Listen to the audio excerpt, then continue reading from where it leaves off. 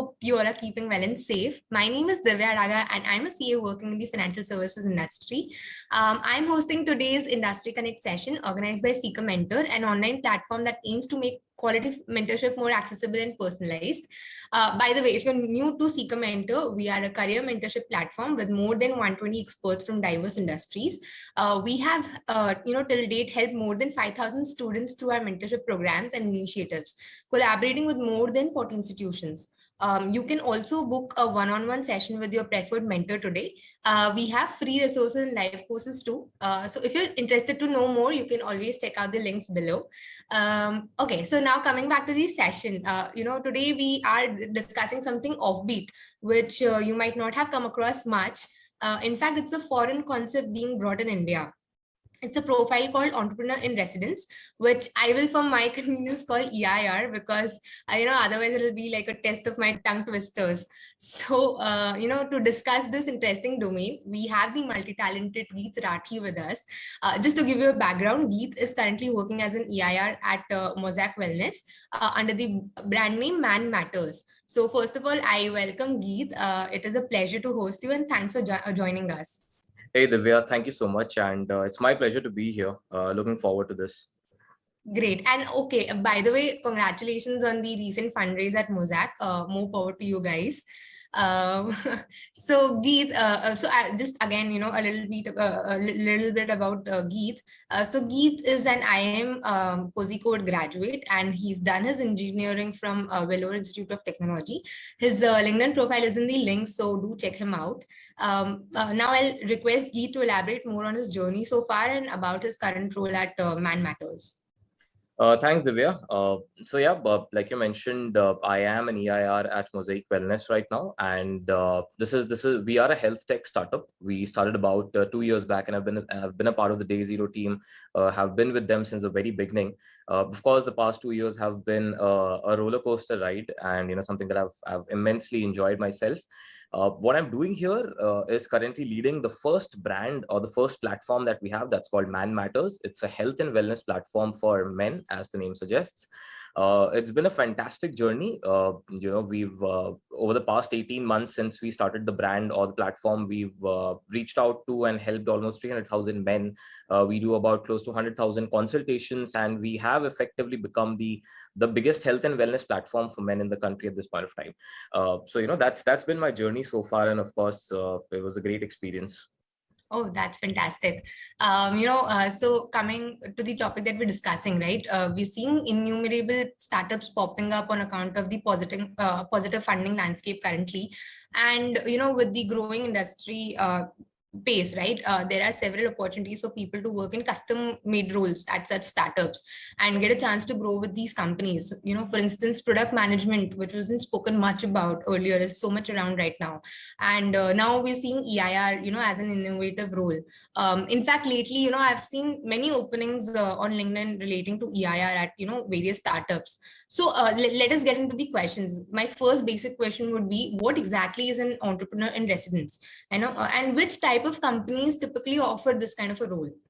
Sure. To answer your question, I'll take you back to about a couple of years, let's say 10 to 12 years back, and the role EIR has evolved over time. So I think it would help if you get an understanding of what the role used to be and what the role is today.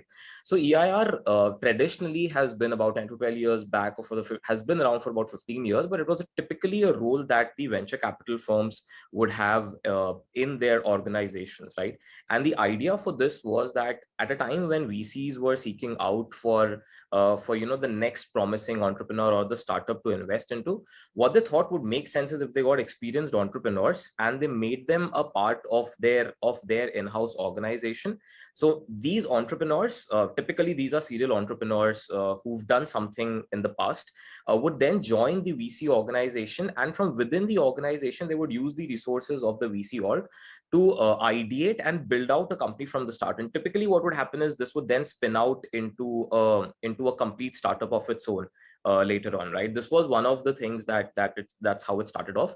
Then over time, VCs also hired EIRs to help them evaluate and scale other startups that are there as a part of the portfolio of the VCs themselves, right? So typically EIRs are people who traditionally have had entrepreneurial experience and would want to, work very, very closely with the VC firms and then spin out either new orgs and startups or help out the existing portfolio startups of that VC organization. And this is what the role traditionally was. And it's typically always been towards on the other side of the table, like if there's startups who are operators and then there are VCs who are investors, right? So it's typically been on the other side of the table so far. Over the past couple of years, what's ended up happening, at least in the Indian ecosystem, is a lot of startups have also defined this EIR role for their particular organizations or startups, right? Now typically, let me cover why did the need arise for this to happen, right? In the startup wave that you've seen, about 10 to 15 or 20 to 25 years back, when the very first few startups were coming, these were people who did not have entrepreneurial experience, right? And you mostly had first time founders who were coming onto the, who were starting their startups. But over the last couple of years, you would have seen serial entrepreneurs, people who are second time founders or third time founders or seasoned founders. And these are startups that typically scale much, much faster. So that's when startups realize that, if they have folks who've had entrepreneurial experience, typically can help scale their org faster at the very beginning stages itself, right? So that's how this idea came into existence, and that's why startups started having this role called EIRs, and they hired folks who've had entrepreneurial experience. But this does not mean that the role has stopped there. This is how it started. It's transformed completely. For example, I personally did not have an entrepreneurial experience. I had a very short stint of entrepreneurship when I was in Bangalore. I had my own gig called Foosballers for a couple of months, but typically today EIRs are folks who bring in high ownership for a very early stage startup. That is how it started off. So typically the role of a EIR in any early stage startup is to own a business unit and really start it from the scratch. Basically figure out the go-to-market strategy. How do you take it from the ideation phase and out there to the consumers and customers, and really, really bring the idea alive and scale it forward. In a gist, this is what EIRs typically do in a startup nowadays. Okay, got it. And so basically, you already covered the roles and responsibilities of EIR. If you could help us understand more about, what kind of KPIs, the key performance indicators, are set for an EIR, because, like you mentioned, right, they are high ownership personals. So, of course, their KPIs would be much different than the typical roles in the industry. So, if you could just help us understand that. Sure. And I'll touch upon this via my own experience of how it has been at Mosaic, right? Yeah. So for example, when I had joined Mosaic from the early stage, Mosaic is basically a house of brands. We have multiple health tech platforms. The first one being Man Matters, which is specifically for men. So that is a business unit in itself, right? It's for all practical purposes, it's its own startup separately. Right. So when I had joined in, the expectation was, when I was asked to lead Man Matters, was when we started working and thinking about and conceptualizing about Man Matters, this was on paper, it was an idea, right? And today we are a business. We do about, we reach out to close to 150,000 consumers every month, right? Yeah. So from there to here, that was the expectation, that how do you take an idea? It's something that you should be passionate about. Like I am passionate about health and wellness. I am passionate about the fact that men do not open up and talk about things, right? So you have to be very, very close to the cause of the business, because of course it's challenging. You will face a lot of problems, and it's exactly like being an entrepreneur, right? It's like me having the entire ownership of Man Matters, and the buck stops with me for every single thing, right? Be it from what calls to take, how do you go from A to B point when it comes to a business objective, or how do you define the strategy, how do you define the go to market, how do you scale up? So all of these things essentially end up with that particular EIR, right? So the expectations are very, very well defined with the founders in the very beginning, that but it's usually very clear that how do you take a business from an ideation stage and really, really make it alive, and make it a sound business plan, a sound business model, and you test out ideas, like, because when you start off, you don't know if this is something that will work out, if is it a viable business model or not. Of course, you have a hypothesis, so you test out that hypothesis and you try to prove and conceptualize that into a business. So Right. that's typically what defines it. There are no particular KPIs, because then you treat it like a business or a startup of its own, and the objective is that, how do you take it from point A to point B. Got it. So basically, an EIR is handling everything in the business, right? Whether it is business development, whether it is marketing, whether it is staffing, right? Anything that's necessary to kind of scale the business, to run the business. So that is my understanding, so far, right? Okay, great. So, by the understanding of it, can I make like an assumption that, the EIRs are expected to invest some of their money in the company's capital, because, they are kind of entrepreneurs, and whether this money, that is invested, is it in form of pure stocks, or is it like, the ESOPs that are generally offered by startups? Sure. So EIRs are not expected to invest their own money into the firm, right? Right. What is in fact, that's the beauty of this role, right? That you get to be an entrepreneur, and the high risk that comes. Well, of course, nowadays the risk has reduced a lot with, like you mentioned, with a lot of capital coming in, a lot of investors willing to back you, as opposed to a couple of years back when it was actually quite risky to go out and leave a cushy job and try out something, try out a hand at entrepreneurship. But the beauty of this role is that while you get to be an entrepreneur, in every sense, every waking day, you're like, oh God, I have to solve this problem. Like, there's nobody else going to come out and help me. I have to figure this out. This is my baby that I'm talking about. So you are in the mindset of an entrepreneur, but the benefit is that you still have a layer of safety net, so to say, because you're not risking it completely. You're not putting your neck out there completely, right? You're still a part of this larger organization, Mosaic Wellness, which has funding, which has raised capital. So you don't have to worry about the other aspects. Just focus on the rigor and the hustle of building out a business from scratch and really thrashing it out. So no, you're not expected to invest your own money into it. Of course, when you join an early stage startup, a large part of your compensation ends up becoming the stock options, which is ESOPs, which is a part of the larger organization that is Mosaic Wellness. Right. Got it. Great. And now that, somebody has decided to become an EIR, right? What is the career progression in this role? How does it go about in, a couple of years after getting into this role? Sure. So typically in startups, what ends up happening is folks that who join as EIRs, and usually startups end up taking multiple EIRs in the beginning, right? You have a batch of EIRs. Let's say you have 3 or 4 EIRs, depending on the number of business units that the startup is looking to scale and looking to launch, right? What typically ends up happening is there are 2 career paths that end up happening, right? Either you own a particular business unit, and as the business unit grows, you grow along with it, like your roles and responsibilities also grows, because like I said, the buck stops with you for that particular thing. So you end up owning the entire business unit, and as the business scales, your roles and responsibilities also scale. That's one.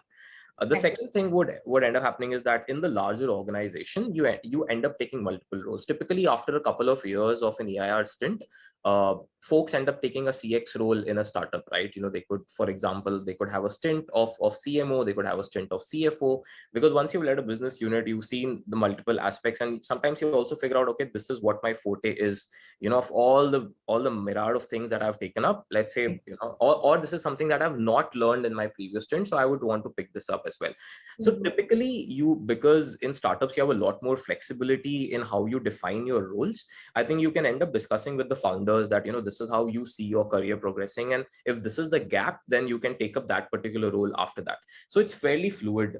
I would say one of the benefits of this role is that because you interact with business functions and verticals across the breadth, you get a very broad based understanding and a complete overview of how a business operates from complete, be it logistics, be it marketing, be it HR, because you end up handling every single thing at some point of time.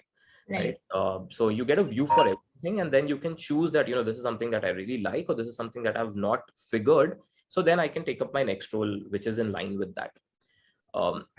I would add one more point to this, like, why would somebody, who are the set of people who should think about taking up an EIR role, right? Because this is not like your standard career path. Let's say if I talk about marketing in a big FMCG firm, you end up joining, let's say you become an assistant brand manager, you become a brand manager, you become a senior brand manager, you become a category manager. So there's a set path, right? Where okay, the end objective is, it ends up, let's say, at a marketing director level or a CMO level. But that's not typically how an EIR role is, because this has to be a stepping stone to something that is aligned to your broader personal and professional objectives as well. For example, folks who really think that they want to start up something of their own after a couple of years, I think this role is a fantastic stepping stone for them, right? Because like I mentioned, it gives you the experience of being an entrepreneur, but 70% of it, where you understand the nuances and the business aspects of being an entrepreneur, and it gives you a great understanding of whether you are suited yourself for that role or not, and if this is something that you really wanted. For example, when I graduated from Coricode, I used to work with Reckitt for about 2 years, and it was clear that I really wanted to start something of my own after a couple of years. But I was not really sure if the MNC experience is going to add value. Even if I stay there for 5 years, would I understand what are the necessary aspects of being an entrepreneur? Would I get that exposure in an MNC or not? So that thought was always at the back of my head. So when I got this opportunity, it made absolutely perfect sense for me to try out, and 2 years into it, I can absolutely say that I know what is it like to be an entrepreneur, and what are the things that I need to work upon personally, so that when I actually take up the shoes of an entrepreneur, when I start my own venture, I would understand what is it that I lack or what are my strengths. It gives me a great understanding of this role that way. Oh, yeah, makes sense. What exactly are the skill sets and qualifications that, one looks at while hiring for this particular profile? Sure. I think if I take that most of us would have a certain base level of aptitude and smartness. I think the key differentiators that end up defining whether you would be good in this role or not would be, of course, a high level of ownership, right? That you really, really need to think that this is my business, I own this, because that is what exactly the onus on you is, right? So how, if you have that high level of ownership and a high level of responsibility, I think that is a must.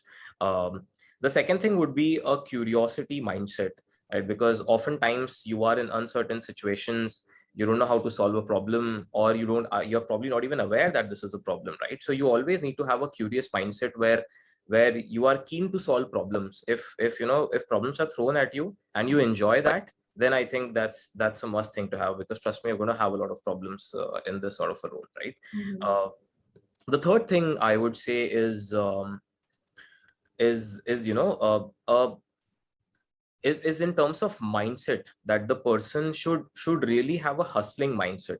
And because when you start it out and take something from 0 to 1, oftentimes you're supposed to just thrash out things, like just roll up your sleeves, get your hands dirty, and try out different things, and iterate faster. Like I think the mantra for most startups in the country today is that you need to fail fast, and that's okay. In a year, if you can try out 100 ideas and 90 of them failed and 10 of them succeeded, that's great, instead of maybe trying out 10 and thinking it through and taking a year to try out 10 ideas and not iterating fast enough. So always having that hustle wala mindset, that I can thrash it out and I can solve problems, I can roll up my sleeves and get into the middle of the matters. I think that's extremely important. At least from my own personal experiences, these are the 4 things that I've realized over time are something that you really need to have when you take up this role, because these are exactly the sort of things that you will need to have when you're actually a founder or a co-founder or an entrepreneur with your own venture, right?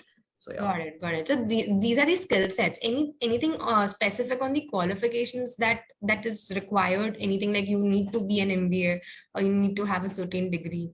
Got it. So not really. Of course, all of these degrees, see, when you're coming to own a particular business unit, right, which is what you would end up doing, owning a complete P&L of a business. Of course, it is a must that you need to understand how business operates, how business works, right? Like you should be able to look at numbers and not be afraid of them. They should be able to make sense to you. Are there particular degrees that make you conducive to this because of what you're taught? Yes. For example, a CA would be adept at doing that, an MBA would be adept at doing that, but not to say that these are restrictive qualifications that you need to have. The end objective is that the person should be able to understand the nuances of a business, because like I said, you own the entire spectrum. So for you to say this is what this lever affects my top line, this lever affects my bottom line, you need to have that understanding, right? So if a person even without these degrees has had either that sort of experience, or has had a very sharp learning curve and has been able to prove that this is something that the person understands, I think that's what the requirement is. I wouldn't say our degrees or qualifications are restrictive to this. Got it. Got it. Perfect. And any tips and tricks that you would like to, kind of highlight for resume building and interview process for people who are interested to apply for such roles? Sure. So I think it obviously helps if you've had a decent stakeholder management sort of thing, because when you are in this role, you end up working with multiple functions across the breadth, right? So of course you need to be very good at stakeholder management, where you're able to interact with teams, work well with teams. If you've led teams before, I think that's great. You need to highlight that in your resume, that you worked and led with teams, because oftentimes it's not you that who's doing everything, right? You need to be able to inspire and drive people to do something. So if you had that sort of an experience, I think it's a great add-on. You should definitely highlight that when you're building your profile or resume for this role. The second thing would be, like I mentioned, if you've had experiences where you've built out businesses, right? Be it even at a small scale. For example, my own, I can't call it a venture. It was a side gig that I had while I was working in Bangalore on foosball, because I was very passionate about it. But I really, really tried to highlight that in my experience, and what that taught me, what is it like to be an entrepreneur, right? The third thing would be passion about the cause. Let's say you join, multiple startups are offering an EIR role, but if you are really, really close to that particular cause, for example, I really, really feel for health and wellness. I was in Reckitt before this, and we were a health company. I worked extensively on Durex brand on sexual health for men. So I was very, very close to this cause as well, which is why it made sense, because I resonated with what we were trying to do at Man Matters as well. Because if you're not passionate about the cause, then your enthusiasm will fizzle out over time.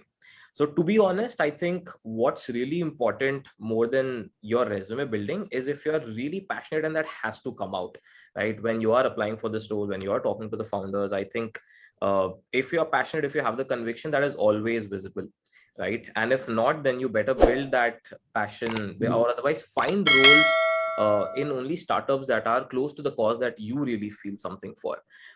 Because trust me, over time, when you will have tough times, it will be hard to grapple on or find things to hold on to and keep your enthusiasm high. Because if you yourself won't have your enthusiasm high, the rest of the folks who are functional experts and are not close to the cause will anyway give up, right? That point of time, you are supposed to really motivate them and get them going again. Okay, yeah, that's actually true. So thank you, Geet. I think that was a fantastic conversation. Thanks for taking out your time and educating our audience on the topic. And anything else that you want to kind of? Sure. No, thanks a lot, Divya. I think this is very important, because trust me, when I wish I had somebody tell me what an EIR role is. Imagine, like, I'm working in an MNC where I've thought my career path is laid out, and then I hear, okay, I'm being offered an EIR role, and what is that role exactly? Yeah. And even when you try to read it about this role, because the role is not so evolved in the startup space, you only end up getting what the VC world EIR role is usually like, which is very different from this operation heavy, business heavy role that an EIR role is in the startup ecosystem today. So I'm really glad that there are platforms like Seeker Mentor which are doing a fantastic job in bridging the gap between academia and industry, because the industry is evolving at a very, very fast pace. So I think we really need platforms like these to help students out and tell them and keep them abreast of the changes that are happening in the industrial world right now.